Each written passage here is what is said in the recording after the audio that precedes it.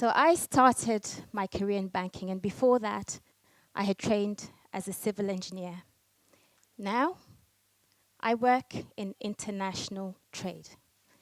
And I believe that connecting millions of women, hundreds of millions of women and their families and their communities to the global market will lead to wealth and prosperity. But as an engineer and as a banker and as a trade professional, belief, that's not enough. My belief that these women exist and that we can find them and that we can link them to international markets is substantiated by what I see in my travels. And tonight, allow me to introduce you to a few of these women who are transforming the ordinary into the extraordinary. Meet Margaret Komen, Maggie. Her journey to becoming one of Kenya's premium exporters of chilies is a world away from the petri dishes she was scrutinizing and logging in her job as a lab technician. Maggie secured an order to supply 4 metric tons of chili to Europe in her early days as an entrepreneur and her first attempt at export. Archana Bhatnagar, a first-generation entrepreneur. She has developed a pioneering technology producing clean and green, environmentally friendly products, and she's helped many, many small enterprises start up and run in India. Archana is not only helping women in India, she's a global champion of women entrepreneurs. She's engaging in policy dialogue around the world, raising awareness of what women are doing and clean, green opportunities. Meet Margaret Yogiyo. She lives in the Eastern Highlands province of Papua New Guinea.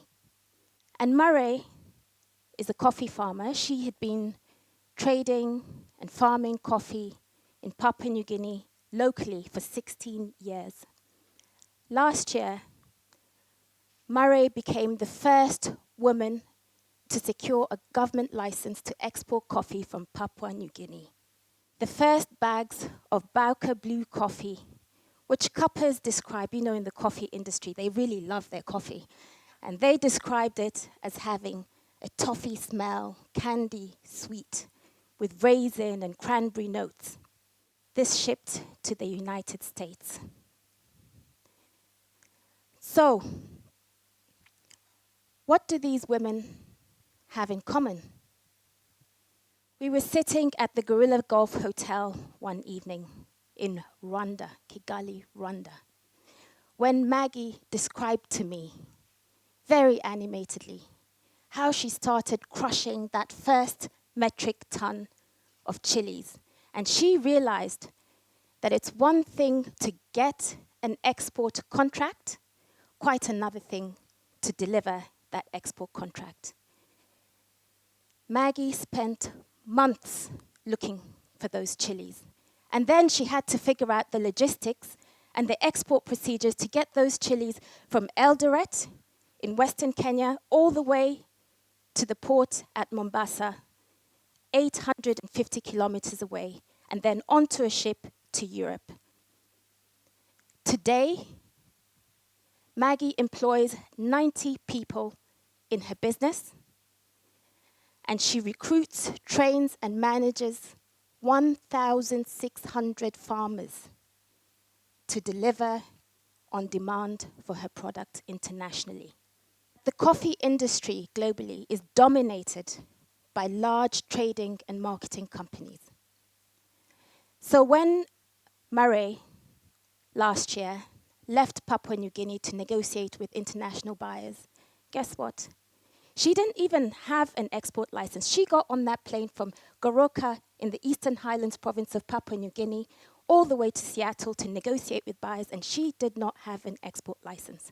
What she did have was 1,500 kilograms of specialty coffee and the belief that she could succeed in becoming an exporter. That first export order translated for Marie, her husband, her 5 children, into better opportunities. This year, she's going to ship 18,000 kilograms of specialty coffee to her buyer in the United States of America.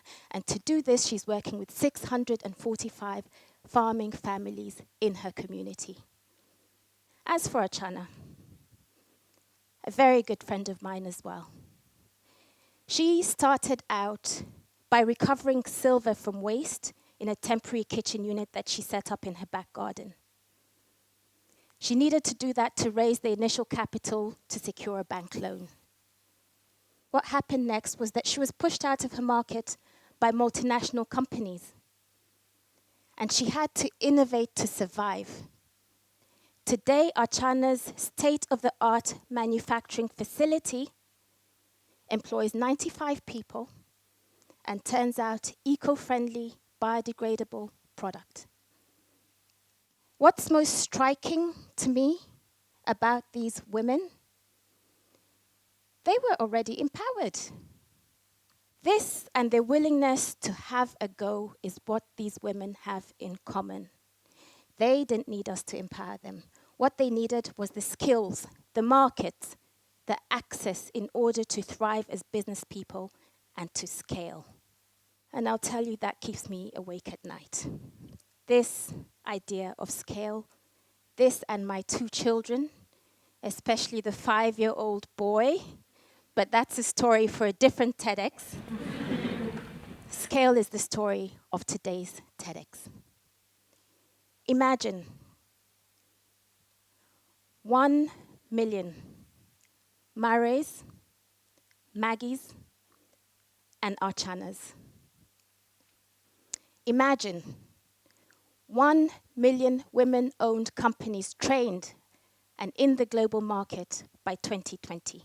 1 million women-owned companies poised to transform their communities and create opportunities. But to do this, we need scale.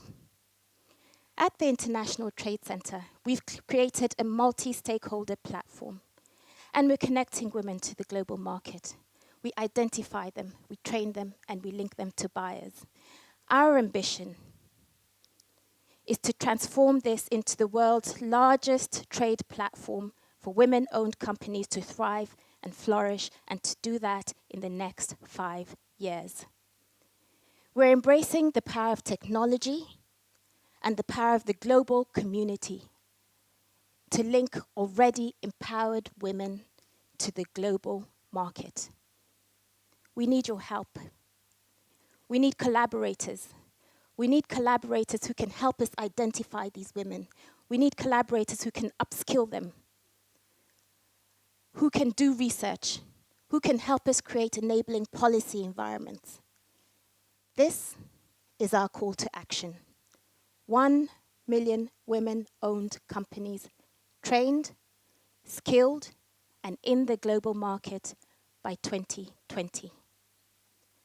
Join us, because with these 1 million women-owned companies and the cascade effect on their families, their employees, and their communities, the world will be a different place.